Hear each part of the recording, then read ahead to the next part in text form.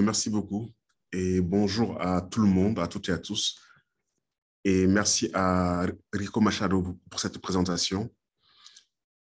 Et merci aussi à l'Institut des Humanités de Unicinos de m'avoir invité à participer à ce cycle sur la fin des temps. Alors, ce que j'aimerais faire, en fait, le titre est un peu long. Le titre, c'est Afrotopie, éthique et économie, habiter le monde à l'ère de l'Anthropocène. Donc, le point de départ, je pense que de nos préoccupations à nous tous et d'un certain nombre d'universitaires, d'activistes, de citoyens, c'est qu'on est dans un contexte de crise écologique, de crise planétaire, qui est une crise multiforme et qui a une dimension économique, une dimension écologique. Et on vit aussi une crise du politique, une crise de la mobilité. Et j'appellerais ça une crise civilisationnelle, puisqu'elle englobe plusieurs dimensions. Et dans ce contexte de crise, il y a une nécessité de repenser et de réinventer des formes de vie, toutes les formes de vie. Les formes de vie économiques, politiques, culturelles et écologiques. Il y a aussi une crise de la modernité et de son rapport au futur, au temps à venir. Donc, je reviendrai là-dessus. Et il me semble aussi nécessaire, en face de cette crise du rapport au temps, du rapport au futur des temps à venir, de formuler une conscience utopique, mais de ne pas simplement se limiter à la conscience utopique, de la traduire en changements sociétaux. Et la question, c'est comment est-ce qu'on passe d'une conscience utopique à des changements dans la vie des individus et des sociétés. Et aussi, quels sont les lieux de cette conscience utopique? Donc, les imaginaires, bien sûr, mais aussi les épistémologies, les ordres du savoir et de la pensée et de la recherche. Alors, mon propos va s'articuler autour de deux axes. Dans un premier temps, je vais réfléchir avec vous sur la nécessaire réouverture du futur.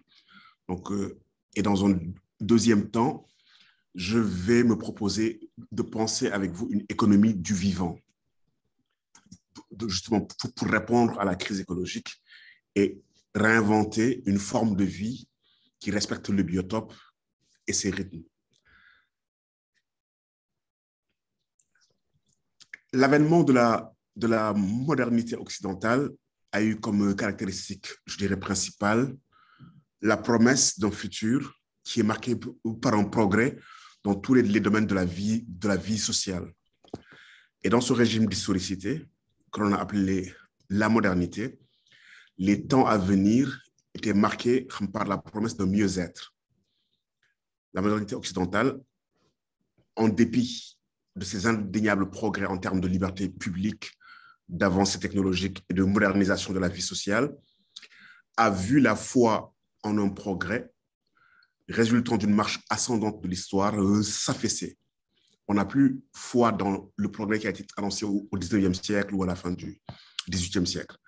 Après la Grande Dépression de 1929, après les deux guerres mondiales, après Auschwitz, Hiroshima, le Goulag, le méta-récit d'un progrès de l'humanité qui serait porté par la raison, donc s'est affaissé.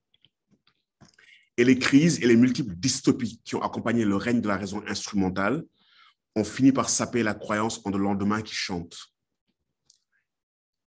Ils ont également produit en Occident un rapport au temps et dans une partie du reste du monde, caractérisé par une hypertrophie du présent que l'historien François Hartog nomme le présentisme, une urgence de l'instant présent qui produit des humains instants, des hommes instants, qui surpondèrent le présent relativement aux modalités du temps, donc le passé et le futur.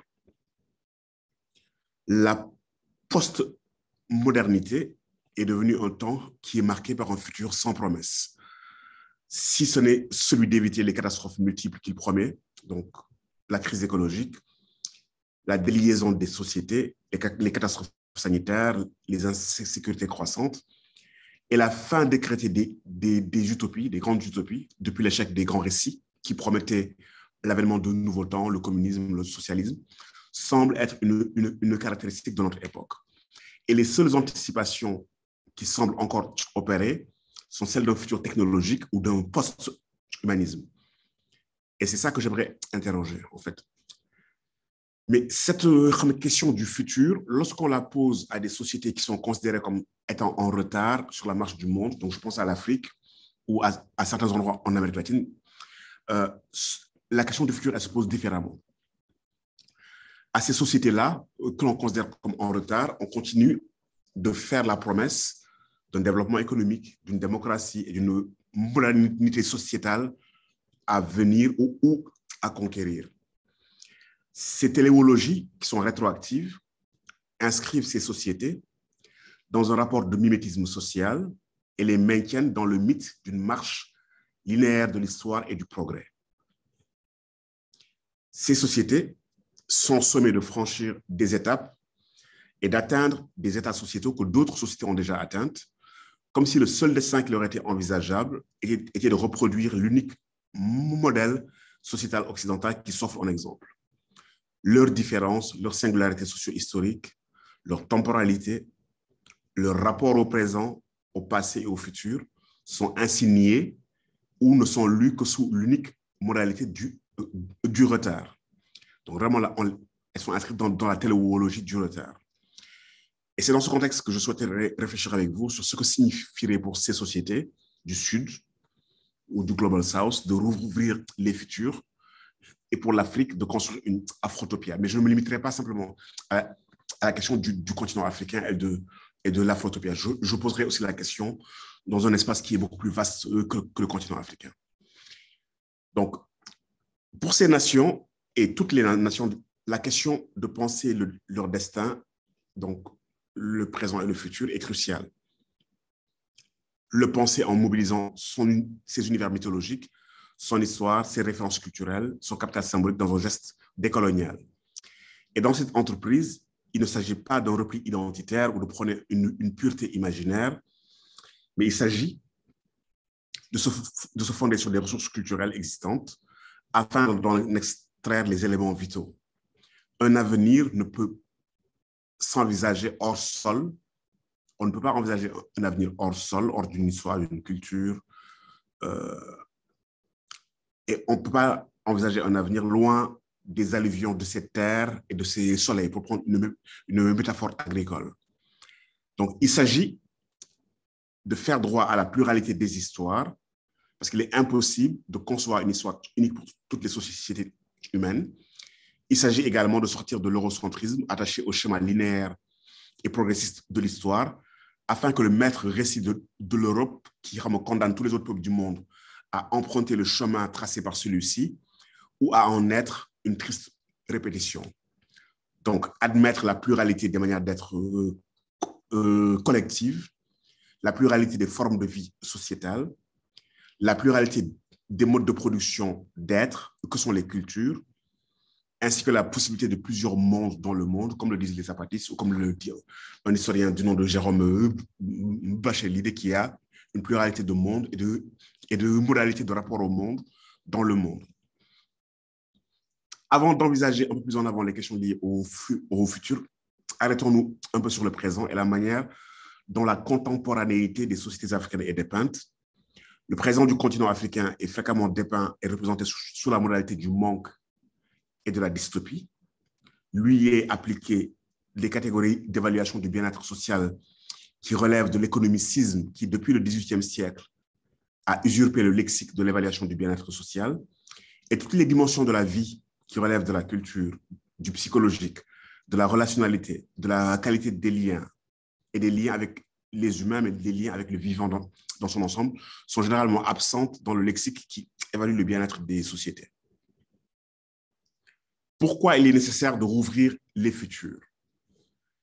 D'abord, pour sortir d'un temps qui est devenu un temps sans promesse, construire du sens ou une téléonomie pour les sociétés est nécessaire et fondamental. Les sociétés ont besoin de s'approprier leur présent et leur futur et de l'investir de sens. Et la question qui se pose à ce niveau, c'est est-ce qu'on peut-on forcément le faire, donc s'approprier le futur et le présent, sans forcément réactiver le mythe du progrès? Est-ce qu'on peut faire cela? Car les temps à venir sont toujours ceux d'un surgissement des possibles. Mais les possibles qui surgissent peuvent être porteurs, sont souvent porteurs de dynamiques contradictoires. On peut noter de manière concomitante des avancées techniques, des avancées sociétales, mais en même temps des reculs, crise écologique, génocide, formes de domination et de destruction. Donc le futur est porteur, il est gros de tous ces surgissements-là qui peuvent être antagonistes. Deuxième point, c'est qu'il est difficile de configurer les futurs, car ceux-ci, souvent, sont inédits et adviennent dans des formes inconnues, des formes qui diffèrent de la projection que nous avions du futur. Mais on peut être porteur d'un désir de mieux-être social et collectif, d'une intentionnalité, d'une énergie potentielle, par exemple en soignant la qualité de la relation avec le vivant ou en la réinvestissant de qualité, on ouvre des futurs. Et la question pour moi, c'est comment inventer un autre régime d'historicité qui rompt avec une vision téléologique de l'histoire d'une part, et qui d'autre part en finit avec le présentisme, qui est une atrophie du passé et une négation du futur, parce que le présentisme, en décrétant par exemple la fin de l'histoire, a pour conséquence non seulement d'annihiler tout futur, en rendant vaine toute possibilité d'action, mais perpétue l'état présent des choses et les inégalités présentes et le système de domination actuel. Alors, une voie envisageable consisterait à historiciser les événements en montrant que ce qui semble naturel, établi, ce qui semble aller de soi est le produit d'un processus complexe, d'une histoire, de mouvements, de dynamique résultant d'une construction sociale et de ce fait pouvant être déconstruite. Aussi, malgré la difficulté de configurer les figures, il est nécessaire de construire une conscience utopique. Alors, j'aimerais dire juste quelques mots sur l'utopie et la conscience utopique avant de passer à la seconde moitié de mon propos, qui est celle d'articuler une économie du vivant à l'ère de l'anthropocène. Alors, l'utopie, c'est l'affirmation d'un désir d'altérité sociale. C'est une forme d'impulsion obstinée vers la liberté et la justice qui, en dépit de toutes les difficultés, de toutes les dystopies, de tous les échecs, de toutes les défaites, c'est une impulsion qui renaît dans l'histoire, qui refait jour, même au plus noir de la catastrophe, qui se fait entendre et qui résiste, comme si toute forme de dystopie ou de catastrophe même suscitait une nouvelle sommation utopique. L'essentiel pour l'utopie, ce n'est pas tant d'imaginer une société heureuse, tendant à la perfection, que de se soustraire au réel, à sa massivité, à sa réification, à sa pétrification. L'utopie a d'abord pour fonction de soulever la pesanteur du réel, de ce qui se donne comme tel. Et pour s'y soustraire à la pesanteur du réel, l'utopie déplace le réel, le fait bouger, pour entrevoir au-delà de la chape de plomb de l'ainsi nommé réel une altérité, un être autrement. Quand une société a des contradictions qu'elle n'arrive pas à résoudre, le premier espace où elle imagine un lieu autre, un atopos, c'est l'espace de l'imaginaire et de la pensée. Donc elle commence à résoudre ces contradictions dans un espace imaginaire et un espace de pensée. Ensuite, elle se met à agir dans le temps présent pour que ce lieu autre, cet atopos, advienne dans le temps de l'histoire. C'est ce qu'on appelle une conversion utopique. Donc l'utopie, c'est la mise en parenthèse du réel, de l'ordre établi, qui constitue d'abord l'utopie en tant que négative, car elle est une négation de ce qui est, de ce qui va de soi, de ce qui semble aller de soi. Donc, il ne s'agit pas pour l'utopie de produire des images positives, mais d'ouvrir des brèches dans le temps historique. Et cette ouverture de brèches, ce déplacement, a des effets qui sont non maîtrisables. Et l'utopie, pourquoi est-ce qu'elle est féconde et qu'elle est active, et c'est ce que je développe dans Afrotopia, rejette l'idée d'un horizon qui serait indépassable parce qu'indéplaçable. L'utopie nous dit qu'on ne peut pas considérer qu'une réalité, elle est indépassable et que le réel qu'elle exprime est justement indéplaçable. Et ce déplacement du réel, de l'horizon, ne provient pas d'un seul individu, mais du collectif. Et Walter Benjamin estime que l'utopie est un rêve du collectif, c'est un rêve du groupe, que le groupe porte ensemble afin de le faire advenir dans le temps de sa réalité historique. Et ce rêve du collectif, s'il a lieu, ben, il peut transformer justement le réel en une nouvelle réalité. Et il peut offrir une nouvelle manifestation du réel. Alors, dans Afrotopia, je dirais juste quelques lignes avant de passer au point précédent.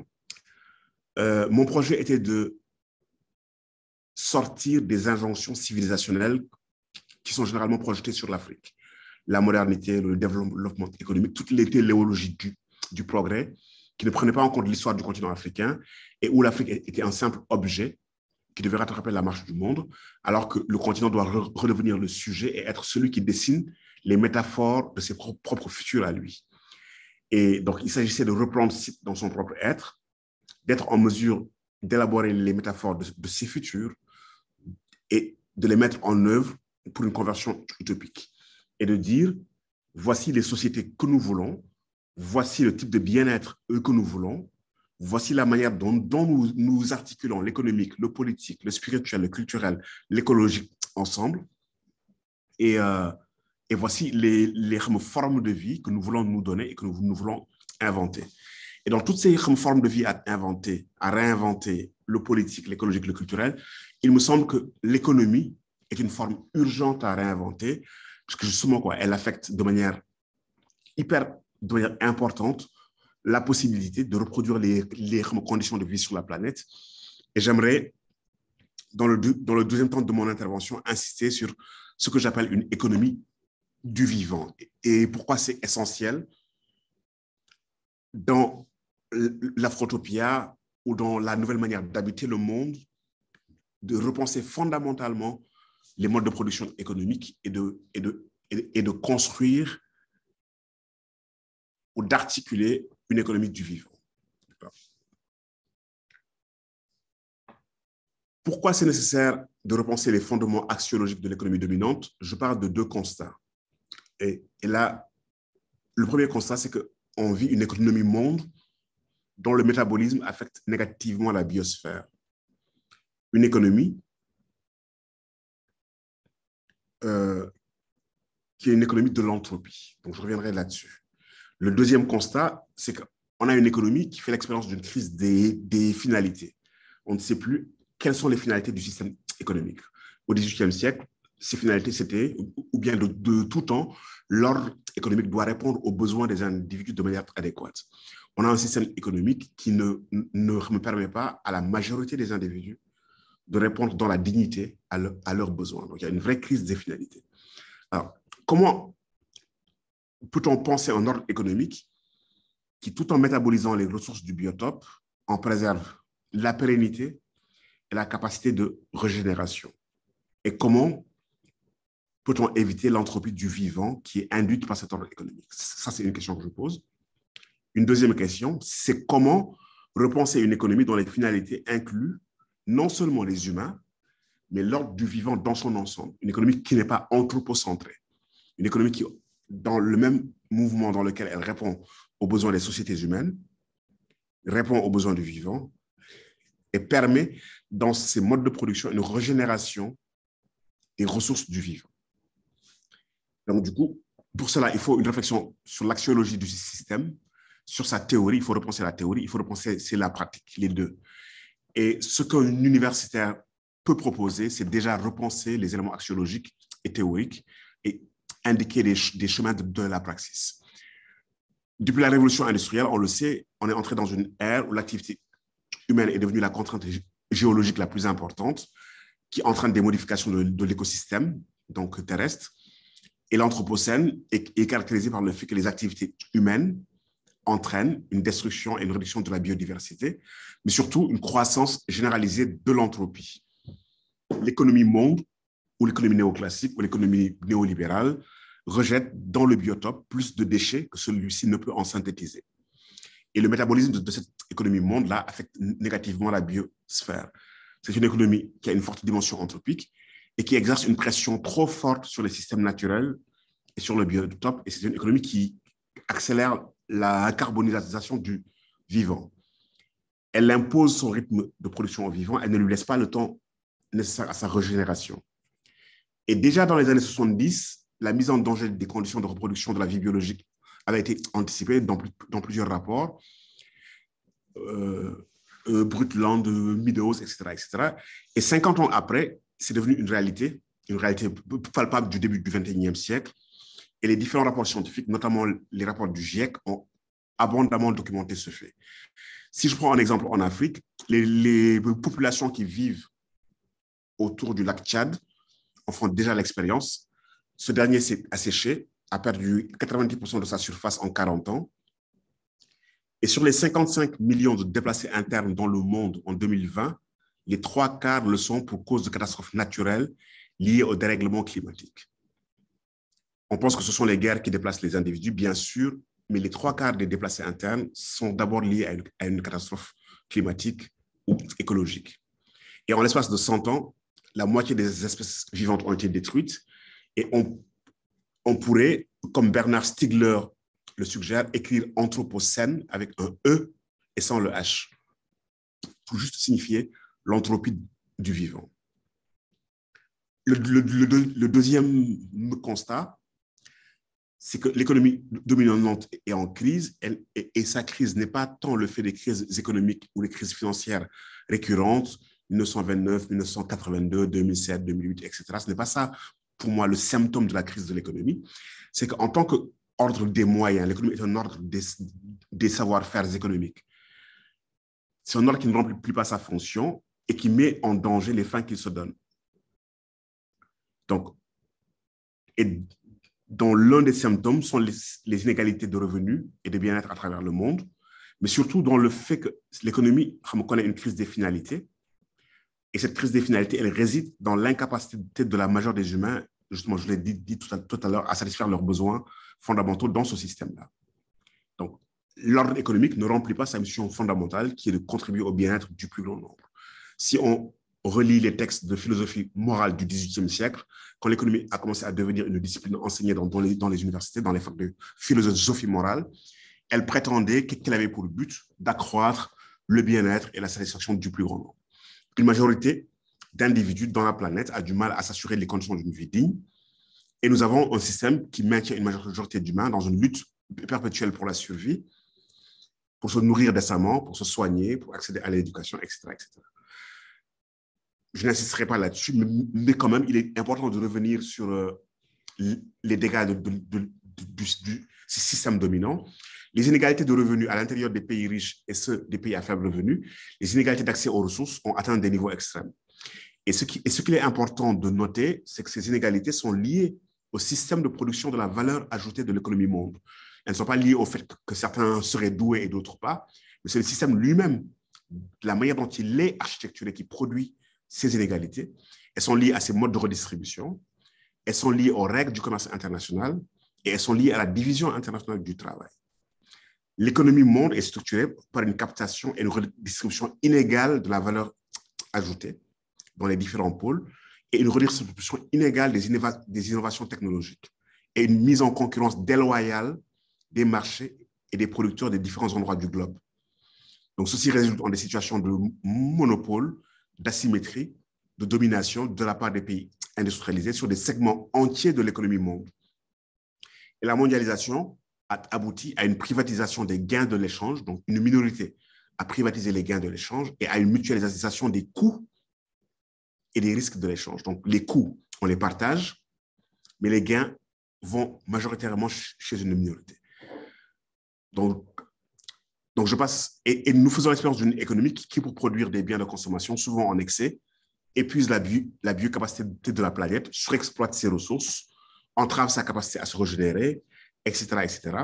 Et il est vital pour nos sociétés, mais aussi pour l'ordre du vivant, dans son ensemble, de repenser ses fondements structurels, ses modes de fonctionnement et ses finalités.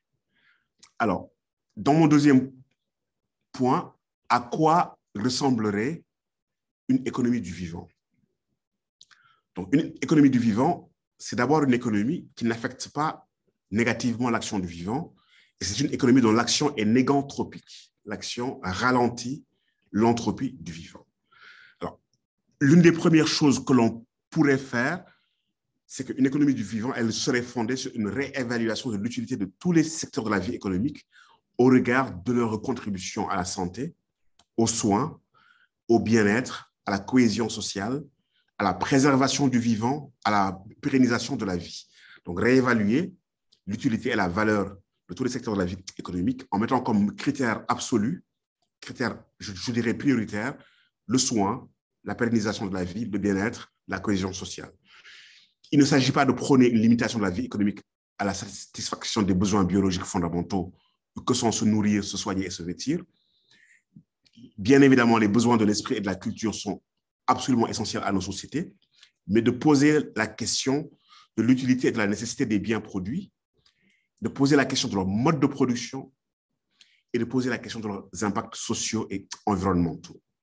D'abord, avant de produire les biens. Deuxième point, c'est qu'on pourrait renverser une échelle de valeur que j'appelle une échelle problématique de valeur, qui est notre échelle actuelle. Et les leçons de la pandémie du Covid-19 sont là.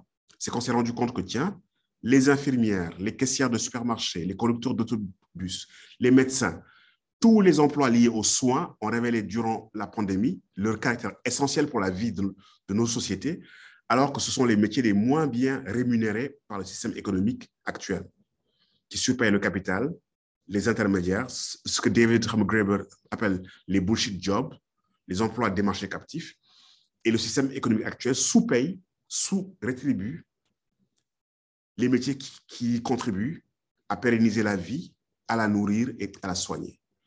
Donc, il y a une nécessité d'une réévaluation de la valeur marchande du travail et de sa rémunération.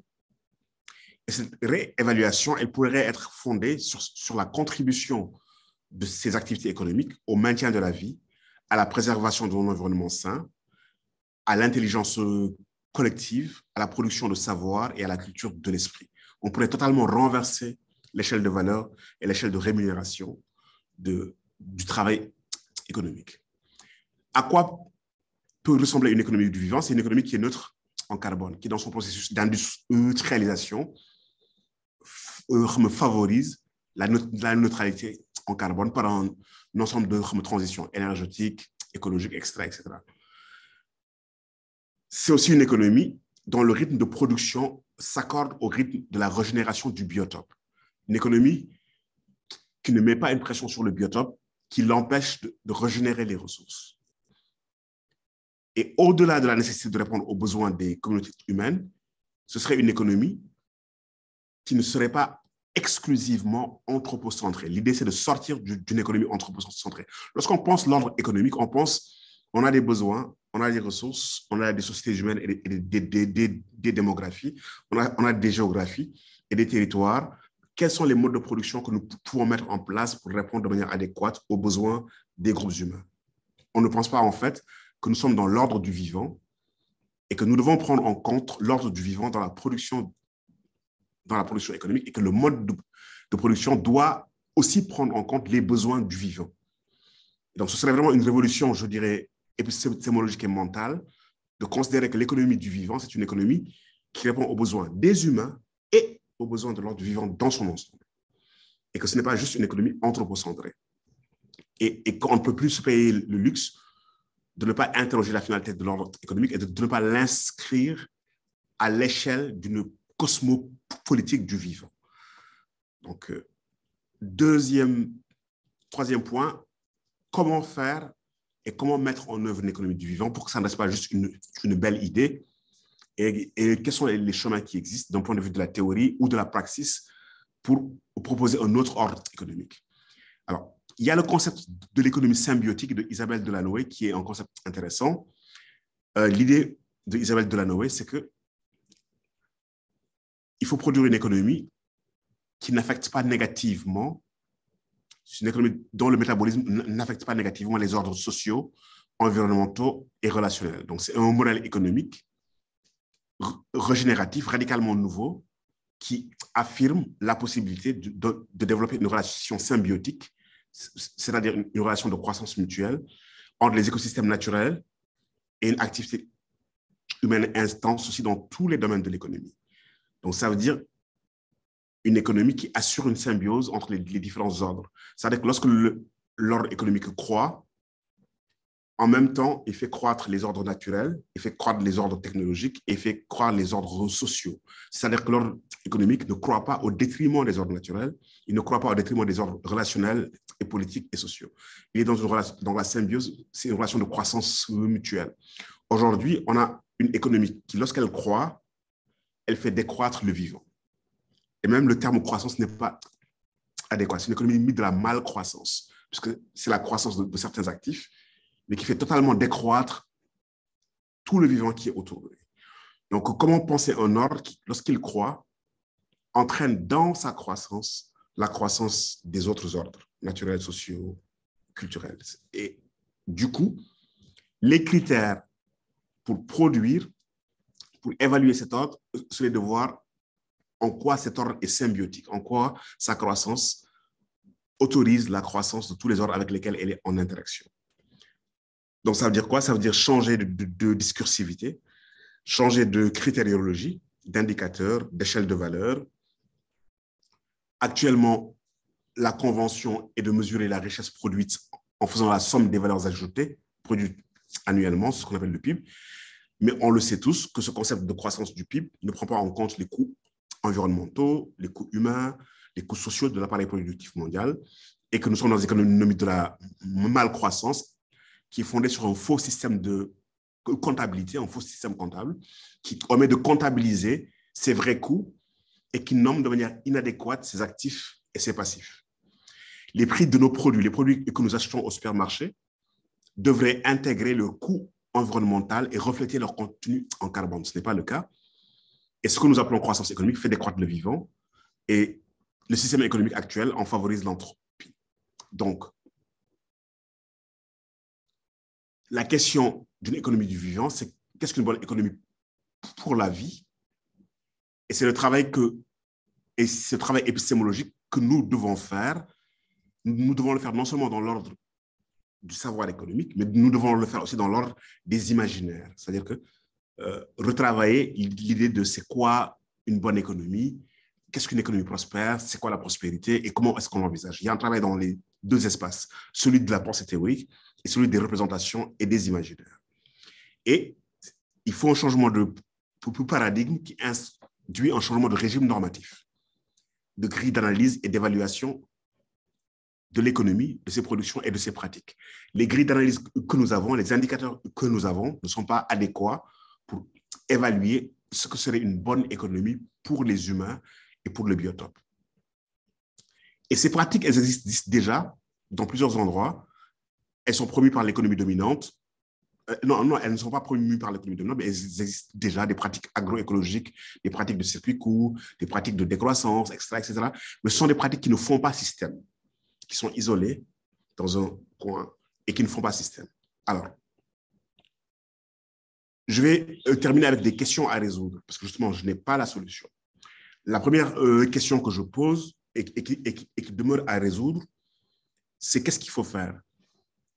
Est-ce qu'il faut systématiser un nouvel ordre économique qui est un ordre global, d'une économie alternative fondée sur un nouveau paradigme, sur de nouvelles pratiques, une économie du vivant, symbiotique, qui ne carbonise pas le vivant, ou est-ce qu'il faut accepter qu'il y ait une pluralité de rapports d'économicité dans le monde? Est-ce qu'on doit homogénéiser ces pratiques ou faire accepter la pluralité des rapports à l'économie? C'est la question du système. Est-ce qu'il faut répondre à ce système global par un système global alternatif ou est-ce qu'il faut travailler à ce qu'il y ait une pluralité de systèmes qui cohabitent entre eux et qui interagissent? C'est la culture, est-ce qu'il faut une culture de très basse fréquence comme actuellement, qui homogénéise, ou une culture de haute fréquence qui cohabite et qui échange? Ça, c'est une des questions. Deuxième question à résoudre, est-il possible de changer de trajectoire avant l'effondrement de ce système économique? Parce qu'il va s'effondrer. Il n'est pas durable, on le sait. Et la question, c'est comment on change de trajectoire avant d'arriver au mur? Est-ce qu'on peut changer de trajectoire de manière globale? Donc, ça pose la question de quel type de transition il faut. Bien évidemment, il faut une transition écologique, il faut une transition énergétique, mais surtout, il faut une transition politique parce que les imaginaires du politique sont ceux qui choisissent des modalités de relationnalité économique et qui les mettent en œuvre dans des espaces vastes. Et la question, c'est qu'on a beau faire ces constats, quelles sont les incitations ou comment mettre en œuvre ou quel système d'incitation à mettre en œuvre pour arriver à un changement de paradigme sérieux de l'ordre économique global. Parce qu'en dépit de tout ce que l'on sait, on continue dans l'ancien ordre économique. Et pourtant, on sait énormément de choses sur sa non-durabilité et sur sa non-pérennité et sur les dommages qu'elle cause au biotope. Il y a assez de recherches pour que dans chaque domaine, on ait des productions économiques alternatives qui répondent aux besoins et qui respectent le rythme du vivant. Mais en dépit de ça, d'un point de vue de l'imaginaire et du politique, on a du mal à assurer une transition ou un changement de vision et un changement de chronopraxis. Alors, je pense que le rôle de la recherche et ce qu'on essaie de faire, les universitaires, les chercheurs en économie, en sciences de la vie, en environnement, en écologie, en sciences humaines, en humanité, en sciences sociales, et les artistes, les gens qui travaillent dans l'espace de la pensée plastique, des imaginaires, de la production de sens, que peut-être notre rôle, c'est de repenser devant les catastrophes annoncées de nouvelles formes de vie et de nous poser la question de ces formes de vie-là, donc économiques, sociales, politiques et culturelles, comment les rendre durables, comment les produire, comment leur donner forme et contour, comment les rendre actives, penser la pérennisation de la vie, mais également l'accroissement de sa qualité et de son intensité. Il ne s'agit pas juste de retarder la fin du monde, bien évidemment, il faut la retarder, mais quelle sera la qualité et l'intensité de la vie et comment on peut en accroître l'intensité et la qualité. Pour nous tous qui sommes pris tous les jours dans des gestes économiques, comment est-ce qu'on peut désautomatiser le geste économique? Quand on pose un geste, on oublie que ce geste a des impacts dans plusieurs domaines, même des fois des impacts lointains. On peut acheter une voiture électrique en Angleterre, on est content, on a eu un geste écologique, mais les batteries en lithium qui ont permis de faire la voiture électrique ont été faites au Congo ou au Zaïre ou en Chine, dans des mines où on fait travailler les enfants et où on a dévasté des territoires. Il y a les mondes où on vit, donc l'Europe occidentale, elle vit dans son petit cocon, et puis il y a les mondes à partir desquels elle vit. Et elle peut même vivre dans des mondes qu'elle veut écologiques, tout en dévastant le reste du monde. Alors, chaque geste économique est pris dans un système qui lui donne sens.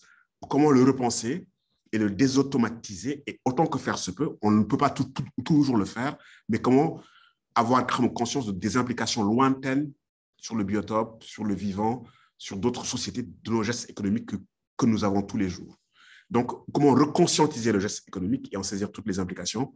Bon, ça, c'est une interrogation que j'adresse aux uns et aux autres. Je vous remercie de votre aimable attention. Je vais m'en limiter là et je suis ouvert à la discussion. Bom, vamos então ao debate. Muito obrigado, professor Feluin. Antes da gente repassar as perguntas ao professor, eu gostaria de lembrar que o ciclo de estudos Decálogo sobre o fim do mundo é uma promoção do Instituto Humanitas Unicinos e de seus parceiros. Quem deseja a certificação deve preencher o formulário habitual disponível via chat. Mas esse evento também conta com a parceria da Unidade Acadêmica de Pós-Graduação da Unicinos. Então, os alunos dos PPGs podem somar sua participação no ciclo como créditos de disciplina especial. Para isso, é necessário preencher o formulário específico para alunos de pós-graduação, que também está disponível via chat. Bom, convido a todos e lembro a todos de curtirem e compartilhar os nossos conteúdos nas redes sociais. Todo o material do IHU é livre, aberto e a audiência é importante para alcançarmos o maior número de pessoas possível. Bem, agora a gente vai às perguntas. Tem uma pergunta que eu mesmo fiz e postei lá no canal do YouTube do IHU e que agora eu faço ao professor Feluin, que é a seguinte: professor, por que trazer o ser humano mas também todos os viventes de volta para a economia é algo incontornável para uma economia diante dos desafios do antropoceno. C'est absolument important de changer d'imaginaire. Ce que nous avons fait jusque-là, c'est que nous avons considéré la nature comme une ressource et nous l'avons objectifiée. Et nous avons extrait des ressources que nous avons transformées pour répondre à nos besoins. Et on a installé un rapport instrumental avec le reste du vivant. Et dans le temps, on a même oublié, certains d'entre nous, ce n'est pas tout le monde, ce n'est pas toutes les sociétés, mais on a oublié que nous étions dans la chaîne du vivant et que nous étions accueillis par le vivant et que nous dépendions du vivant pour notre survie. Et nous avons quelque peu commencé à scier la branche sur laquelle on était assise. Avec tout un rêve il y a des humains qui rêvent de déménager de la planète Terre pour aller habiter dans d'autres planètes une fois qu'on aura fini d'épuiser les ressources, avec un rapport toujours instrumental avec les lieux. Ce n'est pas les lieux qui nous environnent, c'est les lieux qui nous accueillent et qui nous offrent la possibilité de vie. Alors, c'est là où le changement est fondamental. C'est que si nous n'intégrons pas le vivant comme étant une condition première de vie et que, pour l'instant, le vivant nous offre les conditions de la pérennité de notre vie biologique. On n'a pas encore pu artificialiser les conditions de la vie et que nous avons besoin de ces écologies premières-là pour vivre et que dans notre économie qui justement est devenue anthropique, si nous ne la repensons pas pour ne pas accélérer l'entropie, on va droit au mur. Et donc, c'est absolument fondamental de réintégrer la problématique, pas simplement dans l'espace sociétal ou l'espace des relations nord-sud ou l'espace de la pollution industrielle, etc., mais dans l'espace plus vaste du vivant. Et de considérer que fondamentalement, la ressource première, elle émane de l'ordre du vivant. Et si nous la mettons en cause, nous aurons un système qui ne tiendra pas, quoi. Et donc, du coup, ça nous amène à nous repenser en communauté avec le vivant et penser une économie qui prend en compte le fait que nous faisons communauté avec le vivant, pas seulement avec les individus, les êtres humains, mais avec le non-humain, avec tout le reste de l'ordre du vivant. Perfeito. Vamos à questão 2. A pergunta do Guilherme Tenha.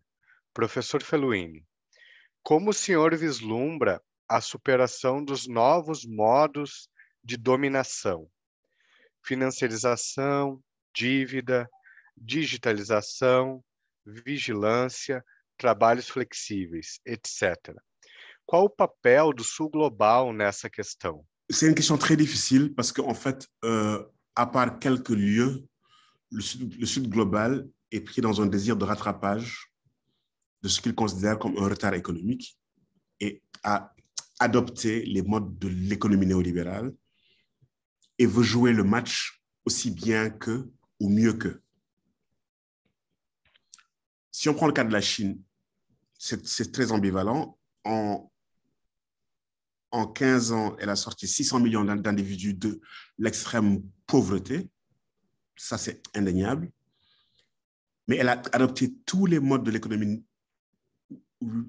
néolibérale, le travail pas cher, la pollution, la carbonisation du vivant, tout un tas de modes de domination, et elle n'a pas du tout remis en cause le schéma fondamental des processus d'exploitation qui sont dans l'économie néolibérale. Elle montre ses résultats en termes d'accroissement de revenus, de bien-être dans beaucoup de zones de la Chine, c'est vrai, mais en même temps, elle n'a pas remis en cause le système. Elle l'a rejoué et puis elle a essayé de le jouer mieux que ce qu'il jouait avant. Et c'est ça le grand problème, c'est que comment faire en sorte que dans le Sud global, que l'on déjoue le système, justement, que l'on pense à d'autres modes de relations d'endettement, que l'on pense à d'autres systèmes de production industrielle, qui ne sont pas des systèmes qui exploitent les individus, les ressources et qui ne les régénèrent pas. Et comment est-ce qu'on répond à nos besoins tout en ayant une économie qui désintègre le système dans lequel on est. Et ça, c'est extrêmement difficile puisque les gouvernements arrivent, ils ont des besoins, ils ont des populations, ils sont déjà intégrés à un certain degré dans le système global, Et lorsqu'on leur dit qu'il faut changer de système, ils se disent, mais tiens, mais il y a le commerce international, mais il y a la mondialisation, mais il y a la financiarisation de l'économie du monde, j'ai des banques, j'ai des places boursières, comment je fais? Et c'est ça la question la plus difficile, c'est en même temps d'inventer d'autres manières de faire et de répondre à des besoins qui sont urgents puisqu'on est déjà intégré en partie dans l'économie globale. Et j'avoue que je n'ai pas de réponse là-dessus. Je pense que ça doit se faire par des ruptures radicales des fois, dans certains secteurs. Des fois, ça peut se faire par de la négociation pragmatique, par de la transition dans d'autres secteurs. Et des fois, ça doit se faire par des innovations radicales. Voilà. Et que aussi, ça dépend de l'échelle à laquelle on l'a fait. Sur des petites échelles, c'est beaucoup plus simple que lorsqu'on est sur une grande échelle. Mais je pense que ce sont des processus qui s'installent dans le temps des sociétés et c'est des processus de transformation et de mutation active. C'est-à-dire qu'il faut décider qu'on a décidé sur la dette, sur la production énergétique, sur la manière dont on rémunère les individus, sur la production industrielle, d'opérer des changements et que l'on installe dans un processus. Voilà. Mais c'est une question difficile. Nós temos uma questão do Gabriel Guarnieri, que é a seguinte: qual seria o papel dos líderes mundiais, das grandes religiões, para a implantação de uma economia simbiótica? En fait, c'est une question intéressante. Je ne le vois pas, en fait. C'est-à-dire que j'y ai jamais réfléchi. Je sais qu'en Afrique de l'Ouest, les confréries soufis de l'islam, ce qu'on appelle les confréries mystiques, exemple, au Sénégal, il y a une confrérie soufie qui s'appelle la Mouridia. Ils ont un système économique qui est une économie relationnelle, qui est vraiment très intéressant, qui se fonde sur la solidarité, la confiance, le don et le contre-don et beaucoup d'autres choses, et qui produit des résultats intéressants. Je pense que remettre des valeurs éthiques dans l'échange économique peut être une idée que les grandes traditions spirituelles ramènent, en disant que l'économie, c'est d'abord un fait social, que c'est d'abord un échange. Il n'y a pas que l'échange de biens. Quand on échange des biens, il y a plus que l'échange du bien qui se passe. C'est un échange de relations, c'est la construction d'une relation entre les individus qui échangent. Et que cette relation-là, on peut faire en sorte qu'elle soit de qualité, qui est d'abord une économie relationnelle sur laquelle se fonde une économie matérielle. Et que lorsqu'on dit la monnaie fiduciaire, la monnaie, c'est une invention. La banque est une invention, c'est une fiction qui se fonde sur la confiance des agents économiques. Si les agents n'ont plus confiance au système bancaire, ils vont tous retirer leur argent et le système s'effondre. Donc, la fiduciaire, elle est importante dans tout acte d'échange, dans tout acte de constitution d'une richesse. Les valeurs relationnelles sont au fondement. Et je pense que oui, si on ramène l'économie et qu'on le réenchasse dans des fondements anthropologiques de l'échange et qu'on montre qu'en fait, fondamentalement, il faut mettre des valeurs éthiques au cœur des échanges, je pense que là, ils peuvent jouer un rôle si tant est que ces grands leaders sont encore entendus et sont encore écoutés. Mais je pense qu'il y a toute une réflexion pour repenser les fondements, je dirais, philosophiques et anthropologiques de l'échange économique et de réintégrer de l'éthique humaniste à la base de l'échange économique. Même la question de la valeur, on peut avoir une réflexion humaniste à la base de cette réflexion-là. Qu'est-ce que la valeur, fondamentalement? Perfeito, professor. A gente tem uma outra, não é propriamente uma questão, mas um pedido do João Vitor, e ele escreve assim: gostaria de lhe ouvir mais sobre a afrotopia, desde exemplos concretos da realidade de países africanos. Alors, il y aurait plusieurs choses à dire. D'abord, même sur le concept d'afrotopia lui-même, c'était de dire il est possible de construire une utopie africaine, une afrotopia, en lieu autre, et de sortir de l'injonction civilisationnelle de l'économie néolibérale, du développement économique, du progrès tel qu'ils l'entendent, de la modernité, et que les sociétés africaines elles-mêmes soient celles qui disent quelles sont leurs visions du bien-être. Ce que j'ai envie de dire, c'est qu'avant que les chercheurs ou que les universitaires s'en occupent, les sociétés n'ont pas attendu les chercheurs et les universitaires pour elles-mêmes produire des formes de vie. Tout à l'heure, je donnais l'exemple de l'économie des Mourides, qui est une économie relationnelle. On l'appelle économie informelle, qui est une très mauvaise manière de l'appeler, parce qu'on la réfère négativement à l'économie formelle. Elle serait informelle, l'économie serait formelle. C'est une économie qui répond à des besoins, qui pose des actes de redistribution, qui pose des actes de solidarité, qui est flexible, qui se fonde sur des valeurs relationnelles et qui nourrit les Africains. 60% des Africains sont nourris par ce qu'on appelle l'économie informelle. L'économie néolibérale classique, elle n'arrive pas à nourrir la moitié des Africains. Et ce système-là, au lieu de le regarder, d'en voir les forces, de les renforcer, d'en voir les faiblesses et de les travailler, on passe notre temps à vouloir formaliser l'économie informelle. Alors que c'est notre rapport à l'économie qui est intéressant, qui a bien sûr des limites, mais qui est intéressant. Si je prends les formes du politique, les formes de délibération, les sociétés africaines, depuis très longtemps, ont produit des modes de délibération qui font participer le plus grand nombre à la décision qui le concerne, en convoquant les classes d'âge, en convoquant les lignées, en convoquant plein d'ordres. Chaque individu est pris dans plusieurs cercles.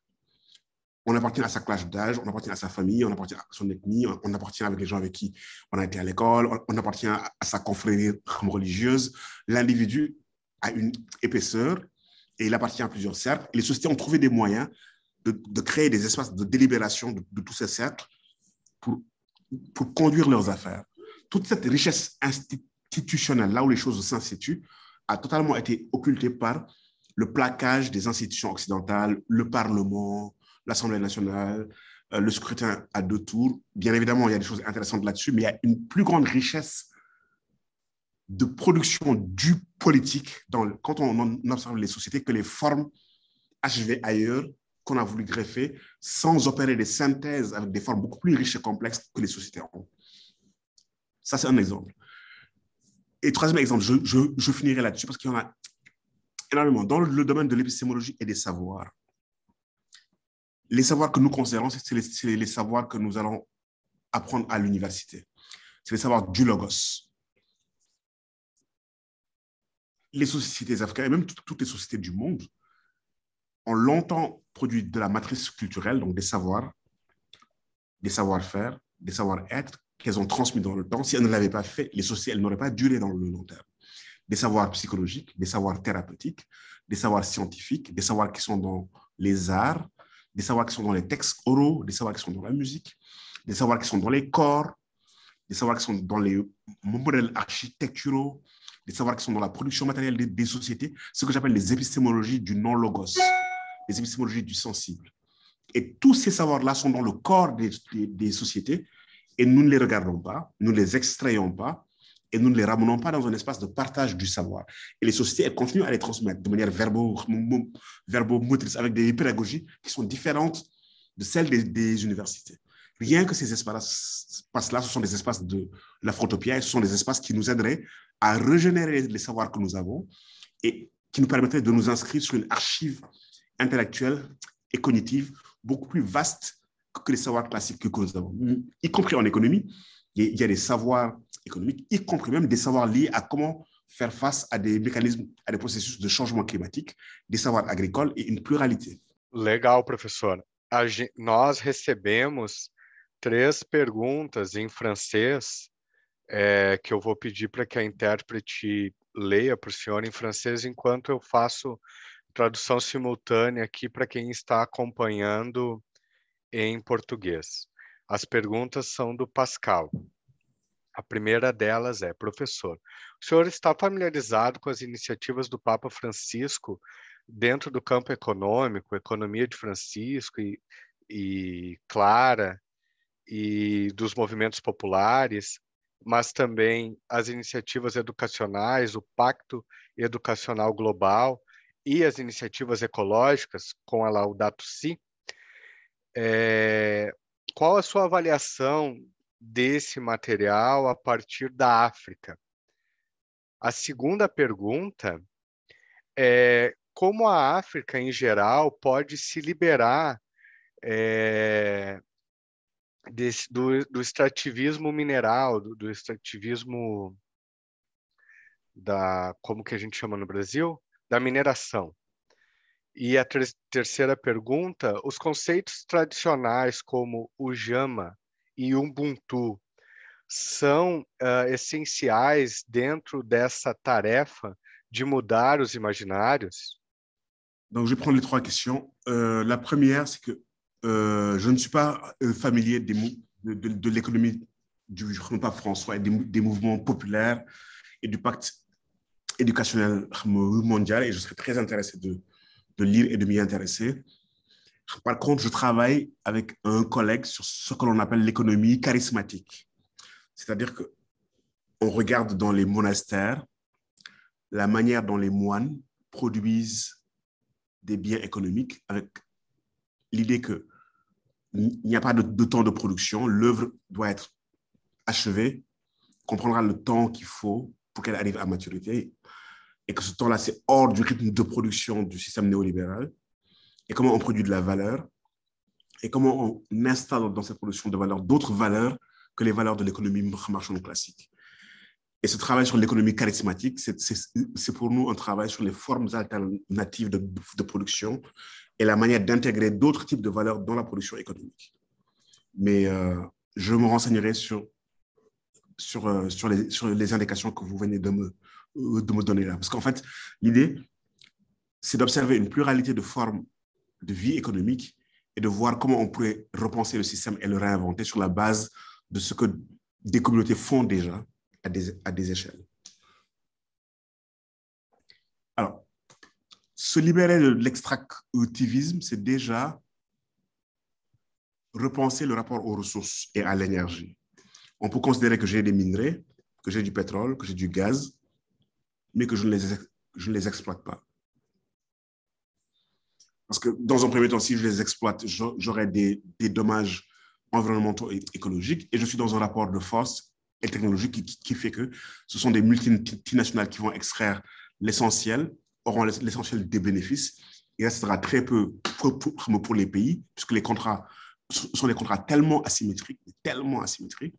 Et en plus, il y aura des effets dans le long terme, géologiques, écologiques, que l'on devra gérer. Et en plus, c'est une ressource qui ne nous appartient pas. C'est une ressource qui est là pour les générations présentes et les générations à venir. Donc, on pourrait totalement changer de rapport en disant, OK, on fonde l'industrie sur des énergies renouvelables, des énergies vertes, et qu'on réenvisage le rapport à la valeur du minerai qui est extrait. Parce que quand même, il faut rappeler que si ces minerais sont extraits, c'est avec l'accord des États qui sont souverains sur ces territoires-là. Si l'État du Sénégal dit non, je ne veux pas qu'on exploite mon pétrole et mon gaz, ben, il ne sera pas exploité. Si l'État du Sénégal dit non, j'ai vécu pendant 60 ans sans pétrole et gaz, et je vais plutôt privilégier des énergies éoliennes, des énergies propres, du capital humain, d'autres types de modalités de production de la valeur, il peut le faire. Il n'est pas obligé de le faire.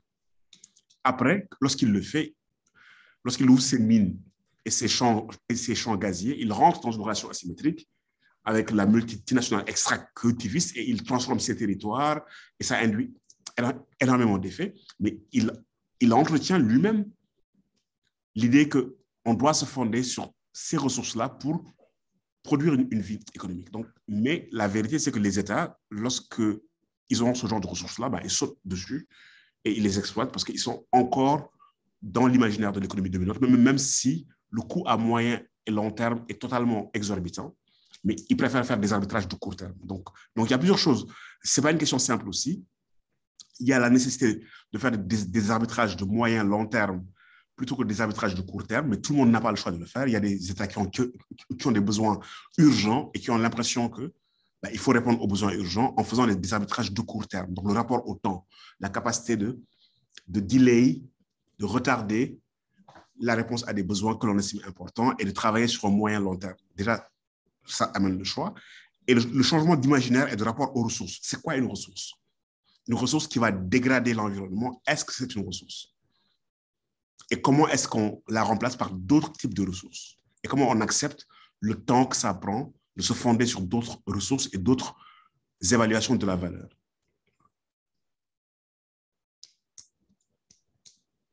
Et la troisième question, Ubuntu, Jumia, je vais rajouter Zumanchi au Niger et teranga au Sénégal, qui veut dire hospitalité. Ubuntu, je suis, parce que nous sommes, la relation entre l'individu et la communauté, ben, ça rejoint l'idée du vivant. Nous sommes, je suis individu, ma société, elle est, puisque le vivant est. Je veux dire, on peut même l'élargir.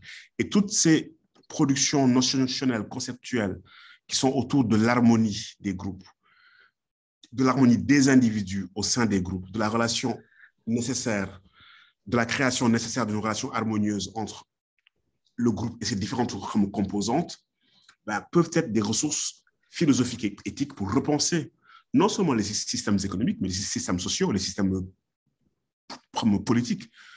Une société apaisée où on gère le conflit, par de la délibération, où les individus participent à leur destin par des processus démocratiques, où il y a des contre-pouvoirs, où le bien-être est partagé, est une société de l'Ubuntu.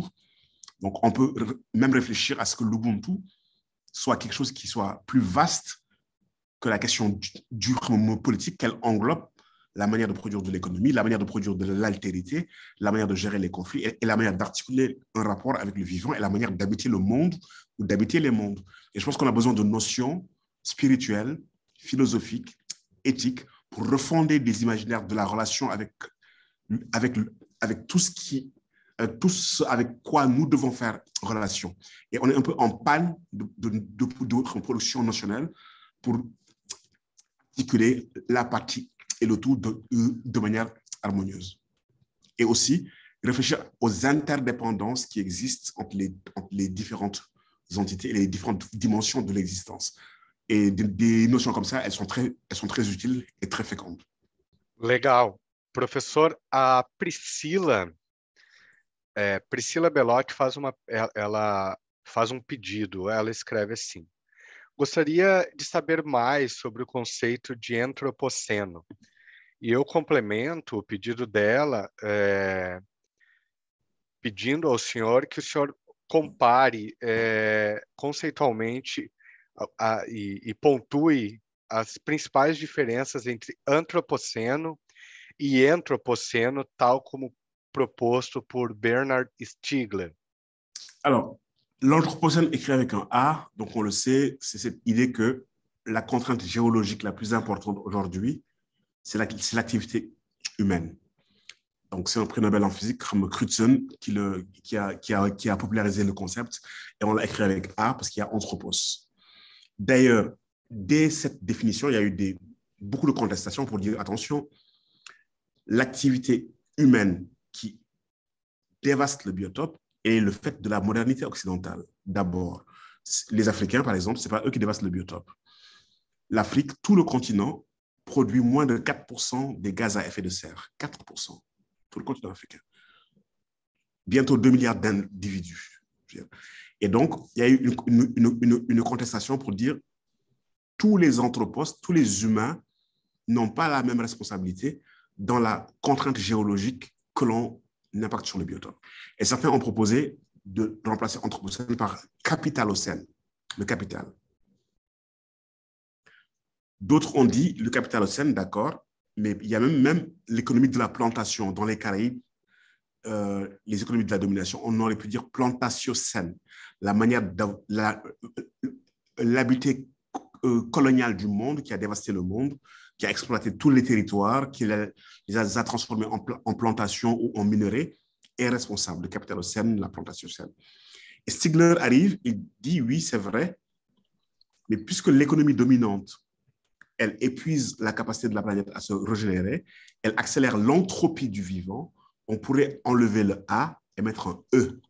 Donc, on peut dire les choses, on peut dire anthropocène avec A, mais on peut dire anthropocène avec E pour dire l'entropie du vivant. Que ce mode de production économique, ces activités humaines, non seulement elles exercent des contraintes géologiques importantes sur le biotope, mais en plus de cela, ces contraintes géologiques sont en train d'accélérer son entropie.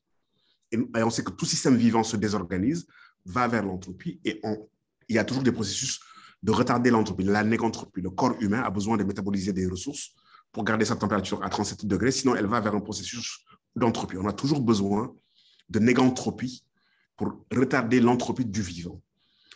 Pour retarder l'entropie du vivant. Donc, du coup, l'anthropocène avec E ne s'oppose pas à l'anthropocène avec A, c'est juste pour indiquer, Stigler a voulu indiquer qu'en fait, les activités humaines, là on est tous solidaires, même si certains dévastent plus que d'autres, entraînent surtout une entropie du vivant et que les deux concepts sont des concepts homologiques.